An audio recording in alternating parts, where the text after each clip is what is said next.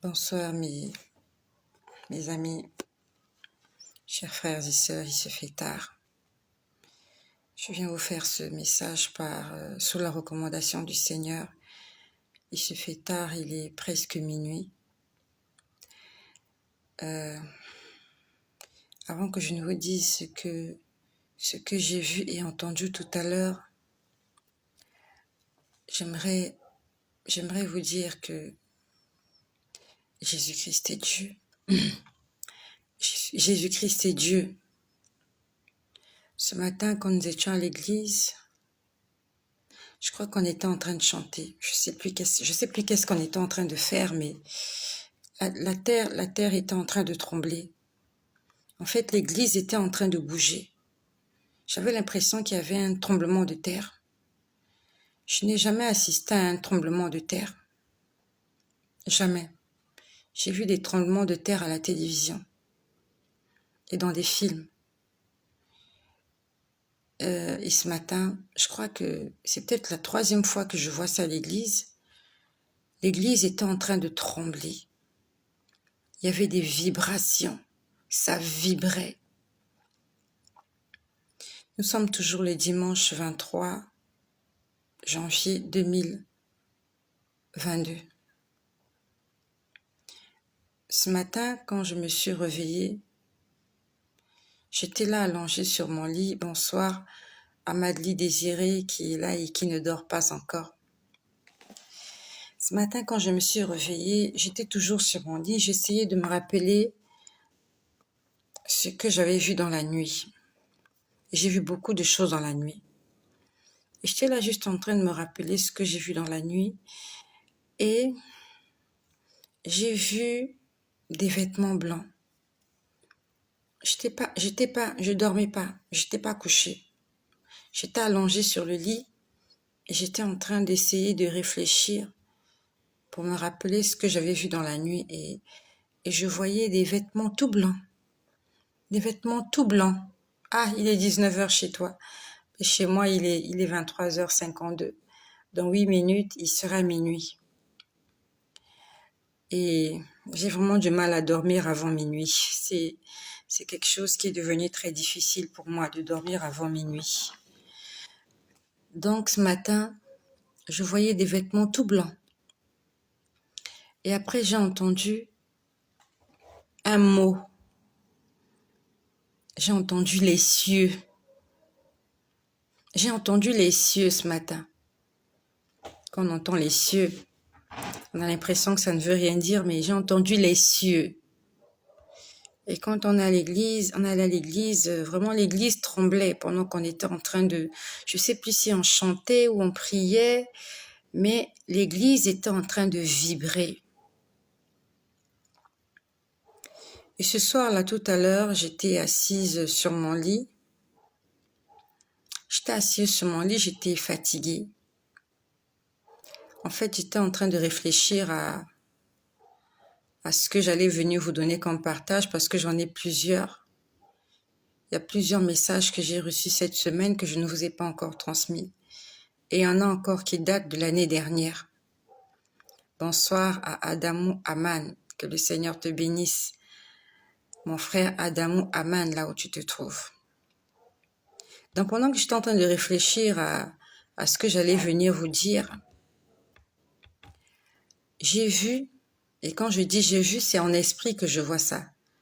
J'ai vu 3 souris courir. Donc en fait c'est comme si elles s'étaient cachées et elles sont sorties. Elles couraient. J'ai vu 3 souris. Je me suis dit mais c'est quoi ces souris? C'était pas des souris physiques. C'est pas des souris qu'il y avait là où j'étais. Le Seigneur m'a montré des souris en vision. Je me suis posé la question de savoir, mais qu'est-ce que c'est en fait? Après, bon, j'ai banalisé. J'ai continué de réfléchir et je vois encore les souris courir. En fait, c'est le Seigneur qui m'a interpellé pour me dire que ils sont déjà dehors. Là, il est 23h54 et quand je l'ai vu, il était 22h. Là, dehors, là, chez Madly Désirée, il est 19h. Chez moi, il est 23 heures et ils sont déjà dehors. Les détracteurs sont déjà dehors. L'ennemi est déjà dehors. Les voleurs sont déjà dehors. Jean 10 est déjà dehors. Il est en train de patrouiller. Et il est en train de chercher qui dévorer, qui détruire, qui tuer.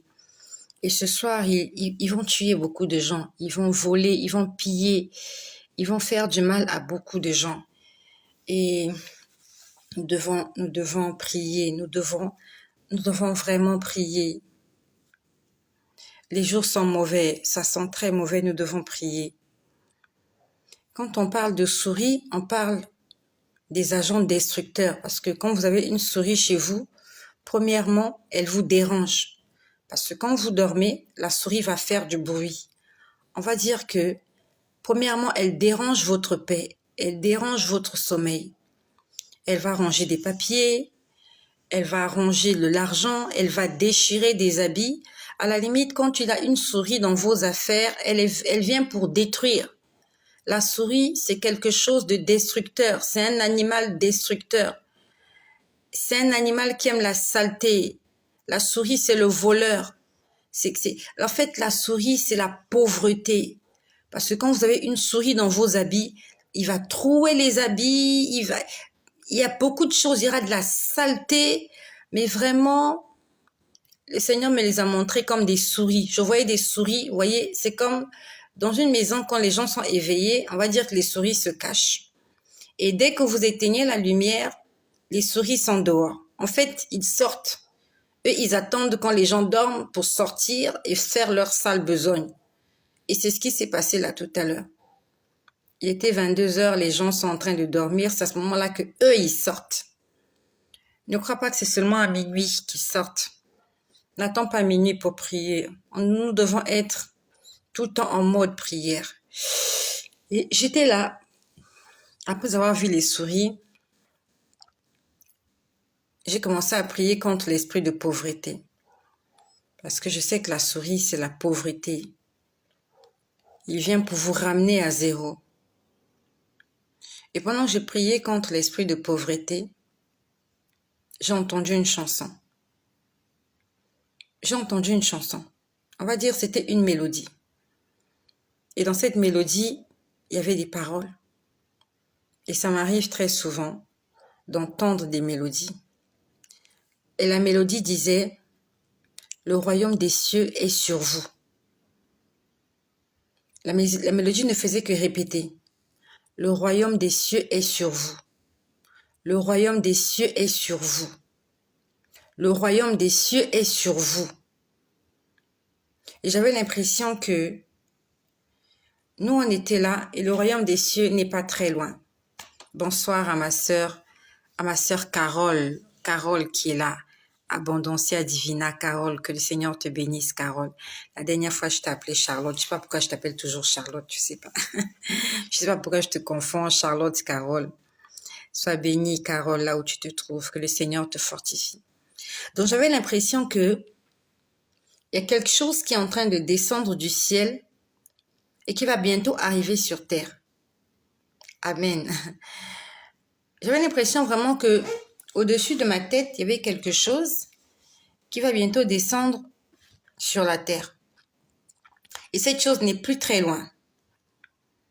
En fait, cette chose n'est même plus éloignée. Cette chose n'est pas au niveau des nuages, c'est plus bas. Vraiment, j'avais l'impression qu'il y a quelque chose qui va bientôt arriver, mais la chose est au-dessus de nos têtes. Et j'entendais cette chanson qui disait « Le royaume des cieux est sur vous ». Le royaume des cieux est sur vous. Bonsoir à ma sœur Eudoxie qui est là. Que le Seigneur te bénisse. Que le Seigneur te bénisse. Je suis... désolée, je suis fatiguée. Je suis fatiguée. Quand on parle du royaume des cieux, plusieurs se posent la question. Ce matin, j'ai entendu les cieux. J'ai entendu les cieux ce matin. Et ce soir, j'ai entendu le royaume des cieux est sur vous. Et moi, personnellement, je ne sais pas ce que toi tu en penses, mais j'ai envie que Jésus revienne. Je n'ai vraiment aucune envie de rester encore longtemps sur cette terre.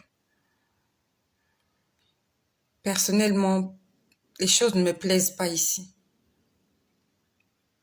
On doit se battre, on doit faire beaucoup de choses, on doit courir. Et tout à l'heure, j'ai reçu un SMS qui m'a, on va dire un SMS qui m'a donné envie de m'en aller. Vraiment. Vous voyez ce genre de SMS qui, quand vous le recevez, c'est comme s'il y a quelqu'un qui veut vous faire regretter pourquoi vous êtes en vie. Vous voyez ce genre d'SMS-là, quand vous le lisez, vous vous dites, mais pourquoi je vis? Est-ce que je vis pour ça? Est-ce que je mérite ça? Au fond de mon cœur, je me suis dit, Seigneur, viens me chercher. J'ai dit, Seigneur, viens me chercher. Peut-être que toi, tu prends du plaisir à être encore sur terre. Tu as tes raisons. Mais je ne vois rien de bon sur cette terre pour moi. Je ne vois vraiment rien de bon sur cette terre. Rien ne me plaît, plus rien ne me plaît. Avant, les choses me plaisaient. Les choses ne me plaisent plus ici. Je suis prête. Je suis prête à m'en aller. Je suis vraiment prête à m'en aller. Quand on parle du royaume des cieux, dans le livre de Matthieu au chapitre 3, on nous dit, il parut un homme prêchant dans le désert en Judée, il s'appelait Jean-Baptiste. On dit que cet homme-là prêchait la repentance. Il disait, repentez-vous, aplanissez vos sentiers car le royaume des cieux est proche. Lorsque Jean-Baptiste prêchait sur le royaume des cieux, en fait, il était en train d'annoncer au monde que Jésus-Christ allait bientôt entrer en scène. Donc, par ce passage, quand on le lit, on comprend que le royaume des cieux, c'est Jésus.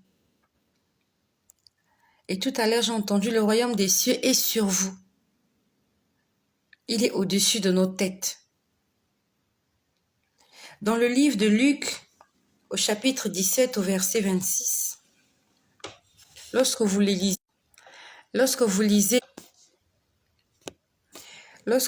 le livre de Luc au chapitre 17 à partir du verset 26, on nous parle d'un dialogue entre Jésus-Christ et les pharisiens. Jésus discute avec les pharisiens et les pharisiens lui demandent quand est-ce que le royaume des cieux viendra. Ça veut dire quand est-ce que le jour du Seigneur arrivera. Parce que cela avait été annoncé des siècles bien avant que le jour du Seigneur devait arriver. À ce moment-là, Jésus se met à leur parler, à leur dire, le royaume des cieux ne vient pas de façon à frapper les regards. Il leur dit, le royaume des cieux est parmi vous. En fait, il était en train de leur dire, je suis le royaume des cieux. Celui qui croit en moi héritera la vie éternelle. Le royaume des cieux, c'est Jésus. Jésus n'est plus assis sur son trône. Jésus s'est déjà levé et il est en route. Il est en route, il est en train de venir. Je pouvais voir cette image juste au-dessus de ma tête. Lorsque j'ai entendu tout à l'heure la chanson qui disait, je ne sais pas qui l'a chantée, mais c'était une mélodie. Cette mélodie disait, le royaume des cieux est sur vous. J'avais l'impression qu'on était là et le royaume des cieux est tout juste là, juste au-dessus de nos têtes. Même pas au niveau des nuages. Non, les nuages, c'est trop loin. C'était juste au-dessus de nos têtes. Bien-aimés, nous devons être prêts, nous devons nous préparer. Tout à l'heure, j'ai vécu une petite scène avec les enfants et ça m'a un peu mis hors de moi. Vous voyez, vos propres enfants, vous leur faites des remarques, vous leur parlez et vous sentez le désagrément. Vous sentez que les enfants ne sont pas d'accord, que vous puissiez leur faire des remarques, des reproches. Ils veulent qu'on donne. Ils veulent que les parents donnent. Ils veulent que les parents soient ouverts. Et quand les parents font des remarques, les enfants ne sont pas contents. Et je l'ai très mal pris. Je l'ai très mal pris et je l'ai très mal pris. J'étais en train de me dire, si je n'avais pas d'enfant, je serais là en train de jeûner et prier pour en avoir. Là, j'ai des enfants et je suis en train de faire des efforts pour ne pas me mettre en colère. Parce que mon salut y dépend. Mon salut en dépend. C'est vraiment une bataille. Je suis en train de me battre contre ça. Je suis en train de faire des efforts pour ne plus m'énerver, pour ne plus me mettre en colère, pour ne pas avoir des problèmes avec les gens. Parce que je me dis, Jésus-Christ peut venir n'importe quand, n'importe où. C'est une bataille que j'ai en tant que mère. Si je n'étais pas une mère, je n'aurais pas ce genre de combat. Toi, peut-être que tu n'es pas une mère et que tu aimerais être une mère. J'aimerais te dire qu'il y a des risques à courir. Peut-être que tu n'es pas marié et tu es célibataire. Le fait de te marier, de te mettre en couple, il y a des risques. Il y a vraiment des risques dans tout ce que nous faisons, dans tous les engagements que nous prenons. Notre statut matrimonial, notre statut social, il y a des risques pour tout et en tout. Quand tu es célibataire, tu es seul, tu gères tes problèmes. À la limite, tu n'as que tes parents, tes amis. Quand tu te mets en couple, tu as tes parents, tu as tes amis, tu as ton mari ou ta femme, tu as la belle famille. Lorsque tu deviens parent, les enfants s'ajoutent. Ça veut dire que tu as plus des gens qui vont te mettre hors de toi, qui vont t'irriter. Et ce sont des choses qu'on convoite. Tout le monde veut se marier, c'est pas mauvais. Tout le monde veut avoir des enfants, c'est pas mauvais. Moi, je suis en train de me battre contre tout ça. J'essaye d'être en paix avec tous. J'essaye de ne pas m'énerver. J'essaye vraiment de faire les choses pour ne pas attrister le Saint-Esprit. Si j'étais célibataire, il y a des choses que je ne serais pas obligée de faire aujourd'hui. Si j'étais sans enfant, il y a des choses que je ne serais pas obligée de faire aujourd'hui. Toi qui n'as pas toutes ces choses-là, dis merci au Seigneur. Tu es célibataire sans enfant, peut-être que toi tu entreras au ciel et que toutes ces mamans que tu envies aujourd'hui, elles vont rester parce que quand Jésus viendra, elles seront en train d'engueuler les enfants. Il y a beaucoup de parents, quand Jésus viendra, ils seront en train de chicoter, de fouetter leurs enfants. Ils seront en colère.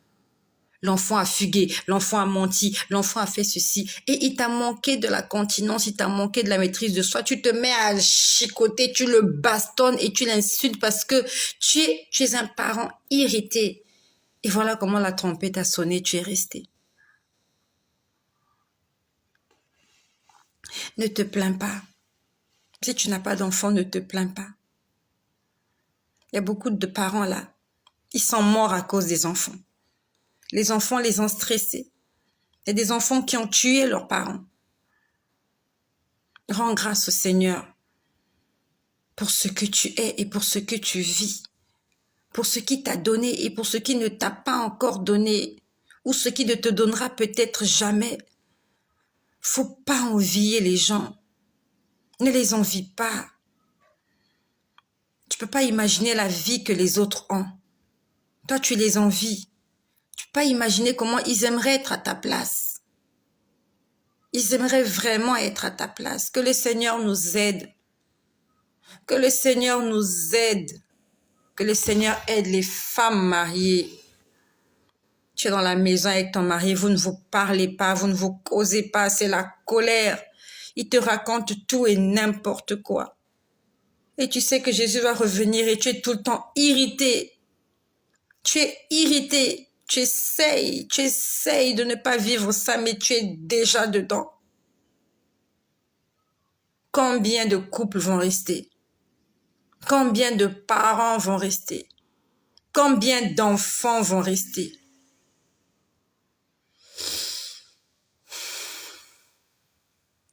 Si je n'avais pas toutes ces choses-là, je serais en train de jeûner, de prier pour avoir ça. Ma fille m'a énervée aujourd'hui. Elle m'a mis hors de moi. Je me suis vraiment contenue. Elle a 12 ans.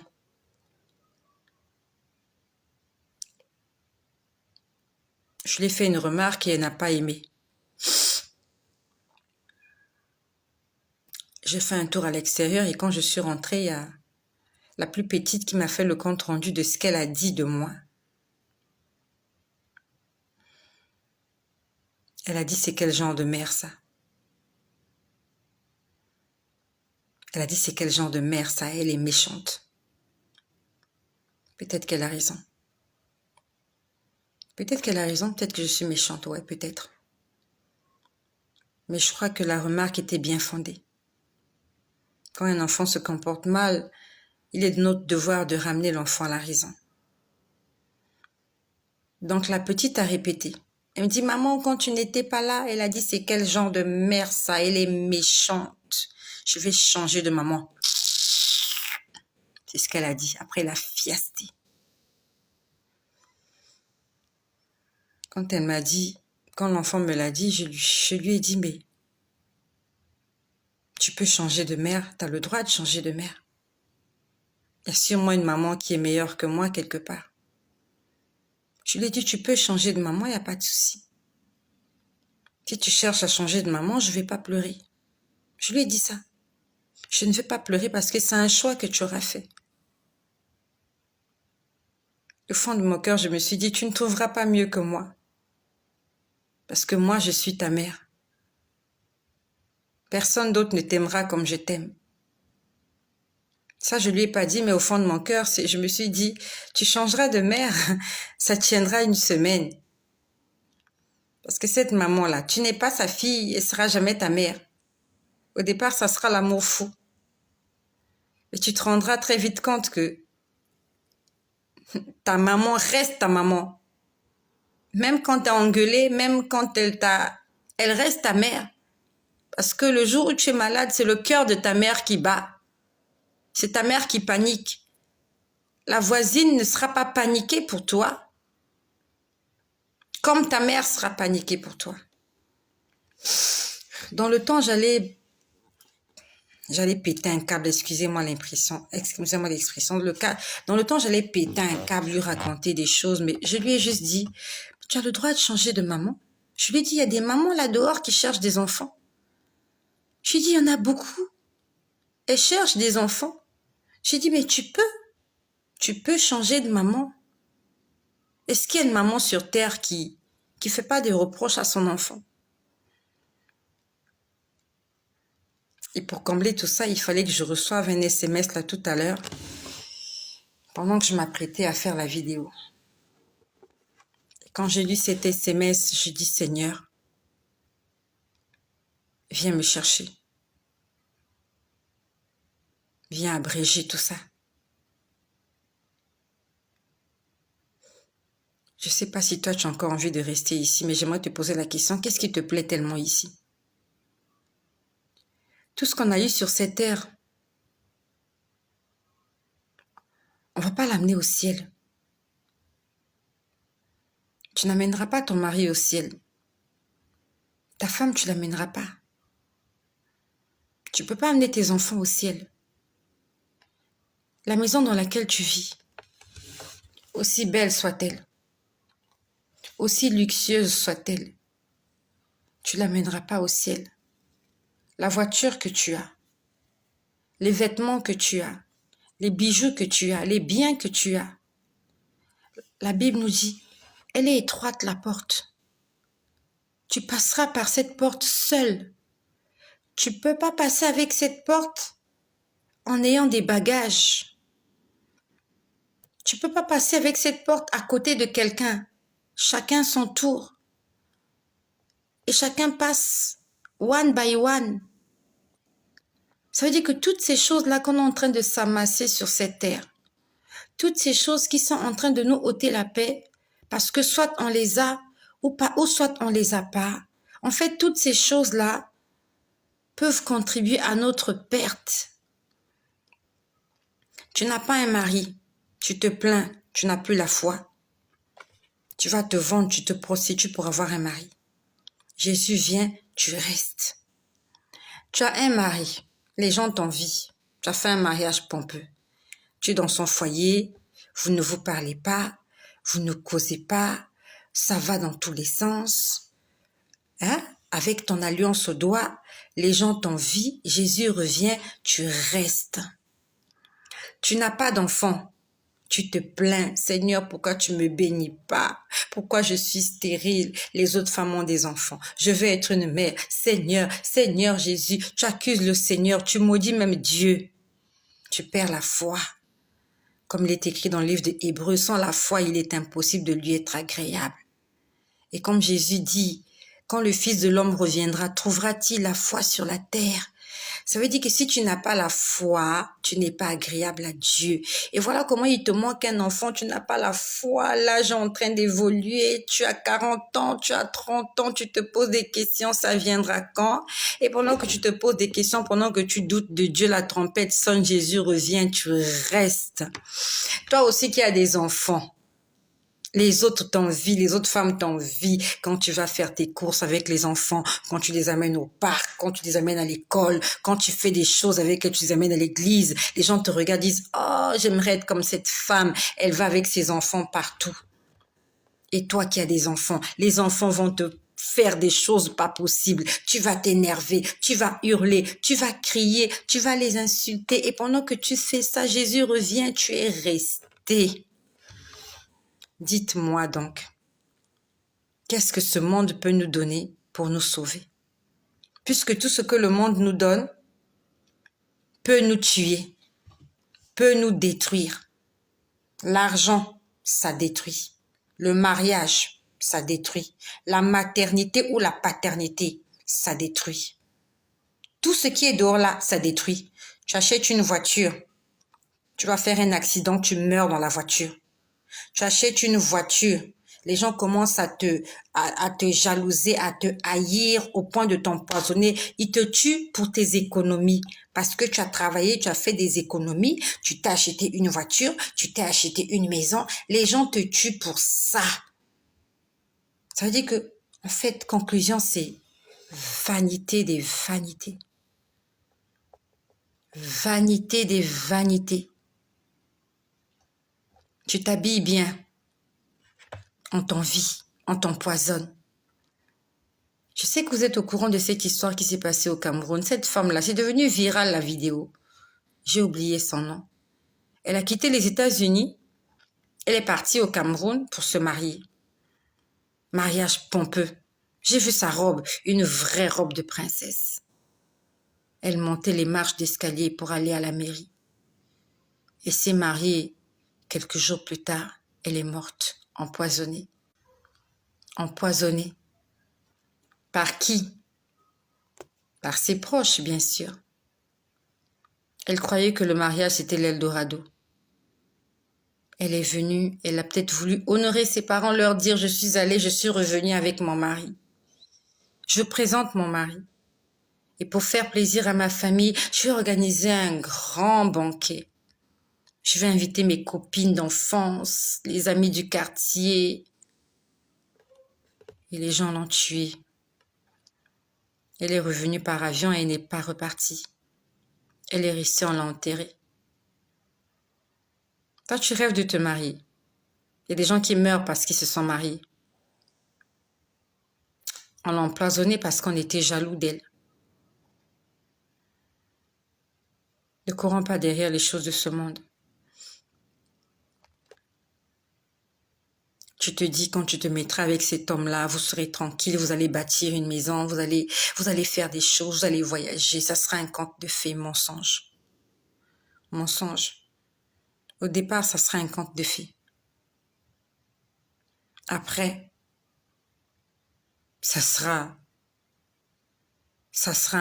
un conte d'horreur.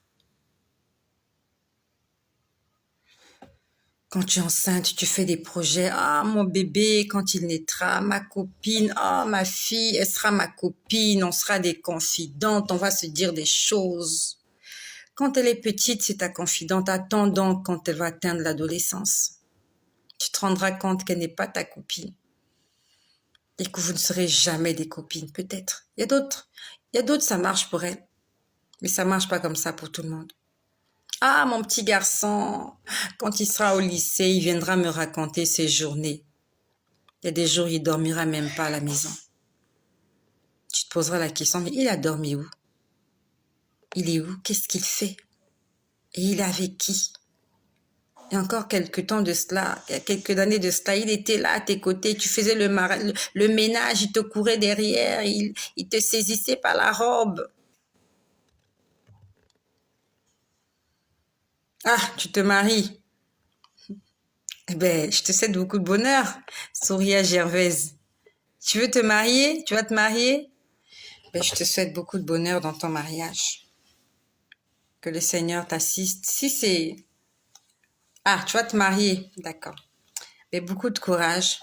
Et il faut que tu saches que... Je suis désolée de te dire ça. Le mariage ne rend pas heureux. C'est juste une formalité que tu vas remplir. C'est juste une formalité. C'est bien. Faut pas vivre dans le péché. La Bible nous dit, si vous manquez de continence, mariez-vous.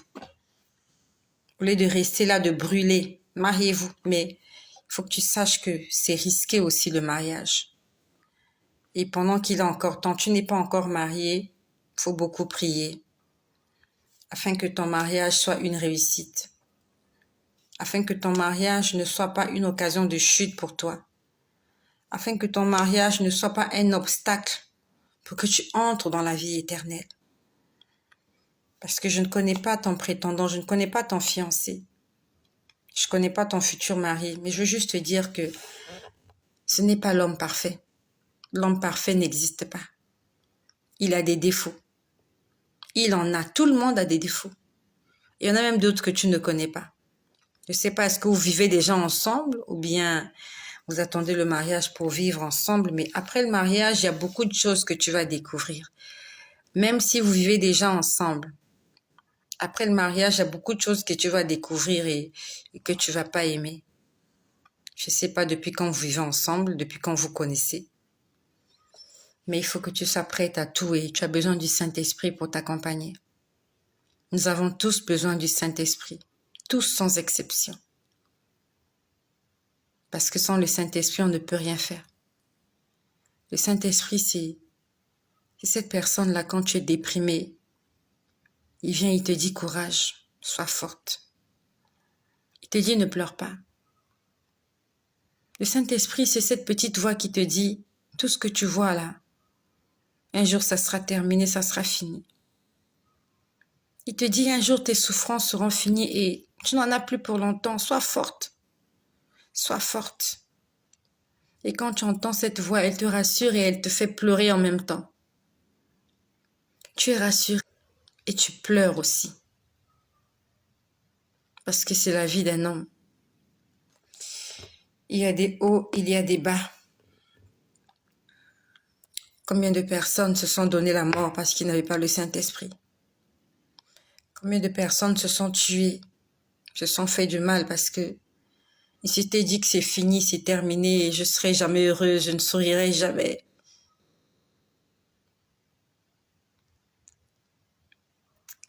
Que le Seigneur nous fortifie, que le Seigneur nous aide, qu'il nous aide. Mais une chose est sûre, je suis dégoûtée de ce monde. Ce monde ne m'a rien donné. Ce monde ne m'a rien donné. Tout ce que le monde m'a donné m'a détruit. Je suis née, j'avais un père, ils m'ont arraché mon père. J'ai une mère. Je me suis mariée, ça m'a pas comblée. J'ai des enfants, ils ne me comblent pas. J'ai beaucoup de choses. Dieu m'a fait grâce d'avoir beaucoup de choses. Je ne me retrouve pas dans toutes ces choses-là. Je ne suis pas heureuse avec ces choses-là. Le seul moment où je suis heureuse, c'est quand je lis la Bible. Quand je lis la Bible, je suis heureuse. Quand je prie, je suis heureuse. Quand je parle de Jésus, je suis heureuse. Quand j'écoute la voix de Dieu, je suis heureuse. Mais quand je suis confrontée à tout ce que le monde peut me proposer, et tout ce que le monde m'a proposé, je ne suis pas heureuse. Je ne suis pas heureuse. Mon bonheur, c'est Jésus. Il fait mon bonheur, il est tout mon bonheur. Et quand j'étais plus jeune, si on me l'avait dit que toutes ces choses ne te rendront pas heureux, j'allais dire non, c'est faux. J'ai besoin de toutes ces choses-là pour me sentir bien dans ma peau. Et pour me confondre, le Seigneur m'a donné toutes ces choses-là. Et ces choses-là ne m'aident pas vraiment. Elles m'aident quelque part, si. Quelque part, non. Et je crains pour moi. Je fais vraiment des efforts. Je fais vraiment des efforts. Je me bats contre moi-même. Quand vous avez quelqu'un en face de vous qui vous dit des paroles choquantes, vous vous contenez, vous essayez de ne pas répondre parce que vous dites, si je réponds, je vais attrister le Saint-Esprit. Et qu'est-ce qui va se passer après? Si je frappe cet enfant, qu'est-ce qui va se passer? Si je hurle sur cet enfant, qu'est-ce qui va se passer? En une seconde, en une fraction de seconde, en un claquement de doigts, en un clin d'œil, les choses peuvent changer. En un clin d'œil. La Bible nous dit, Jésus viendra, ça sera comme un clin d'œil. Il est venu. À peine tu as cligné les yeux, tu ouvres les yeux, l'enlèvement c'est fait, ceux qui doivent partir sont partis, ceux qui doivent rester sont restés. À ce moment-là, tu te poses la question, pourquoi je suis restée? Mais tu es resté parce que tu causais pas avec ton mari.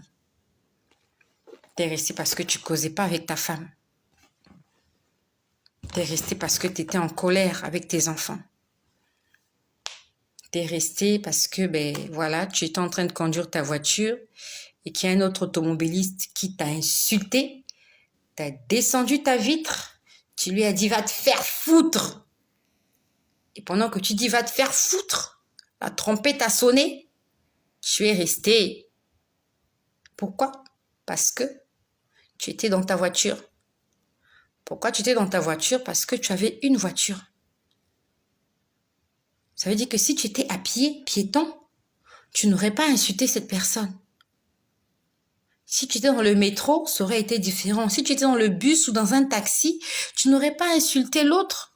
Même s'il y avait les embouteillages, les bouchons, tu n'allais pas insulter. Mais tu as insulté parce que tu étais au volant. Et lui, il t'a insulté et toi aussi énervé. Voilà, on dit c'est un réflexe en fait. Quand tu as un automobiliste qui te dit « Allez, va te faire foutre », toi aussi, tu as le réflexe pour dire « Ok, va te faire foutre toi aussi ». C'est quelque chose qui monte très vite comme ça dans le cœur. Mais combien de personnes vont perdre le salut de leur âme à cause des choses de ce monde? Combien?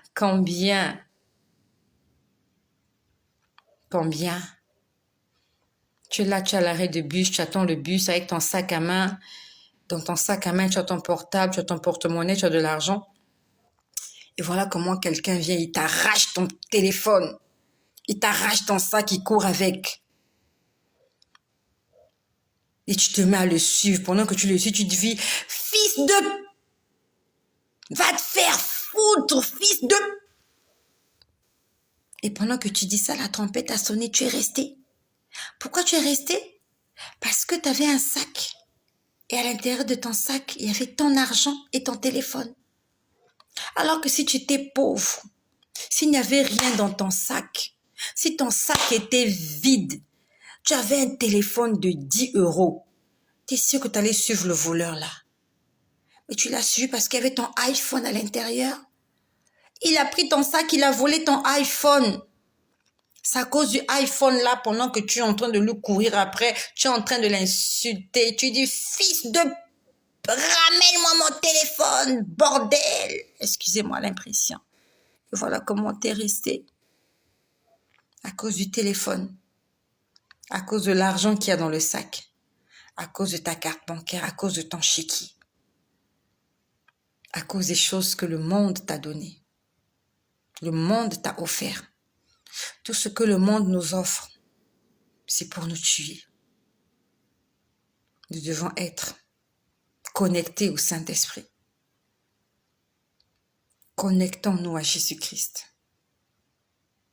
Je suis triste ce soir. Je suis triste. Parce que je n'ai pas la vie de sainteté que j'aimerais avoir. Je fais des efforts. Je fais vraiment des efforts. Le malin est partout. La tentation est partout. Même quand tu dis, je ne vais pas me fâcher, quelqu'un vient, il essaye. Quelqu'un vient, il y a toujours quelqu'un qui vient, qui essaye de te. Il y a toujours une situation qui te fait pousser à bout. Mes amis, Jésus-Christ est souverain, il est bon. Il est 0h31. Je vais te laisser aller te coucher.